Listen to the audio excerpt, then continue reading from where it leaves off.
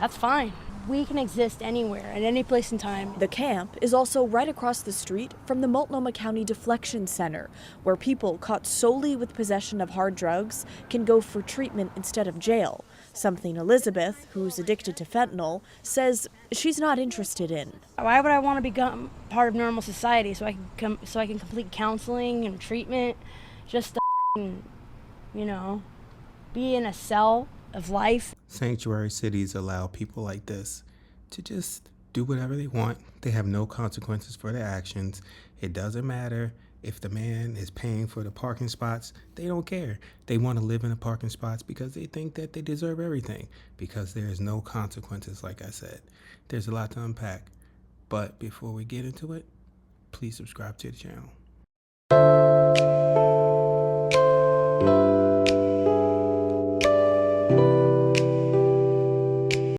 Dispute over parking. A longtime business pays the city thousands of dollars a year for employee street parking. Those spots now overrun by homeless camps. I went and talked with the business owner and those camping there. In Portland's Central East Side, on the corner of Southeast 9th Avenue and Ash Street, another side effect of homelessness is on full display. They're taking up areas that we're paying for. Patrick Von Peggert runs this cabinet store that's been in Portland since the 80s. It's going to be an accent. They pay the city about $2,000 a year for 6 employee parking permits. Some of those spots they used to park now covered by this homeless camp. I think that if you're going to charge somebody to use these spots, then there's got to be some repercussion for those people that use them free of charge. The Portland Bureau of Transportation just increased the cost of parking permits in that area. Patrick's company now pays more than $2,300 a year. In a statement, a spokesperson for the Portland Bureau of Transportation says in part, the permits also raise funding for litter pickup and transportation safety improvements in the Central East Side neighborhood. It's difficult to justify paying that much money when you can't park a car next to your building. Us people on the streets, we have different mindset. We just want to get our drugs and, spend time with each other. Elizabeth camps in one of the spots Patrick's company pays for. It's just so, why are you getting mad about the money that you paid for a parking spot? An empty parking spot? Yeah, because he can't use what it. are you going to use it for?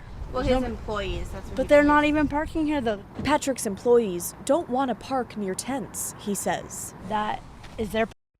She is the problem with the world. Sanctuary cities allow all this drug use to happen with no consequences. She said, what are they complaining about spending their money and not getting anything? But if she went to the dope man to get her fentanyl, she gives him money and he don't give her drugs, she wouldn't feel the same way now, would she? There's no repercussions if they should break into the car or, having someone there all day long. It doesn't feel safe. People who are working and that don't get high and have different family lives, they do fear the homelessness and the way that they are dope sick and fiending, and they will rob and they will steal, and they can't control themselves sometimes, and I get that scary. Patrick has reported this camp to the city twice since it moved in Monday. Well, the city is a little slow in response at times. But parking is not the only problem. The tents block access to work for one employee in a wheelchair. He has to maneuver around the camps quite often to try to get here. He'll have to take a different route. He'll sometimes get blocked and have to go back a block and a half to cross over and get back to where he needs to go. A few years back, the city of Portland was sued over this exact reason: tents blocking ADA access on public sidewalks. The settlement agreement requires the city to assess sites like this within 5 business days of when it was first reported. I've been told it's going to be another week before they can really respond to it, or up to a week. The city assessed the site and posted it for removal Thursday. A city spokesperson says it will be cleared sometime next week. That's fine. We can exist anywhere, at any place in time. The camp is also right across the street from the Multnomah County Deflection Center, where people caught solely with possession of hard drugs can go for treatment instead of jail, something Elizabeth, who's addicted to fentanyl, says she's not interested in. Why would I want to become part of normal society so I can complete counseling and treatment just to, be in a cell of life? It's not easy to take care of situations where there's multiple sides to look at, but you have to understand that businesses in downtown Portland are really being challenged to stay in the area. Now, Peabody officials point out that the business doesn't pay for specific parking spots, but for permits within a parking zone, and that there are hundreds of spots to choose from within that zone. But let's be real, the business doesn't pay for parking permits so their employees can park, say, 3 blocks away. They pay for the permits to park right outside the store, which they say they can't do because of the camp.